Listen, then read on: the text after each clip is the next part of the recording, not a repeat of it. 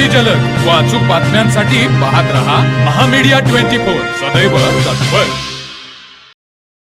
Bank of इंडियाच्या रुकडी शाखेमध्ये ग्राहकांना अनेक मूलभूत समस्यांना सामोरे जावे लागत असून अपुऱ्या व्यवस्थापनाच्या विरोधात ग्रामपंचायतीने आक्रमक पवित्रा घेतला आहे।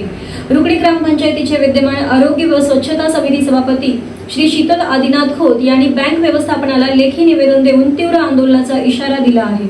रुकडी पंचक्रोशीत ही एकमेव बँक शाखा असल्याने येथे ग्राहकांची मोठी गर्दी असते, मात्र पायाभूत सुविधांच्या अभावामुळे या शाखेची अवस्था दयनीय झाली आहे।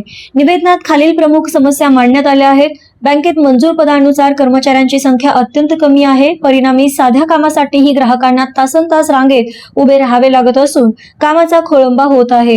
तर ज्येष्ठ नागरिक आणि महिलांसाठी बँकेत बसण्याची कोणतीही सोय नाही। तासनतास उभे राहिल्याने लोकांच्या आरोग्यावर परिणाम होत आहे।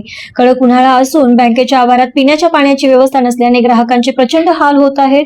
बँकेबाहेर वाहने लावण्यासाठी पुरेशी जागा नसल्याने वाहतुकीची कोंडी होते आणि ग्राहकांना आपली वाहने असुरक्षित ठिकाणी लावावी लागतात।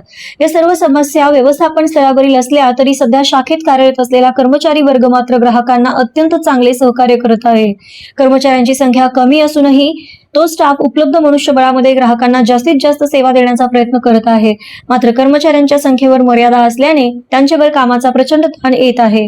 बहुतांश शासकीय योजना, पगार आणि शेतीचे व्यवहार याच बँकेतून होत असल्याने सामान्य जनतेला या शाखेवर अवलंबून राहावे लागते।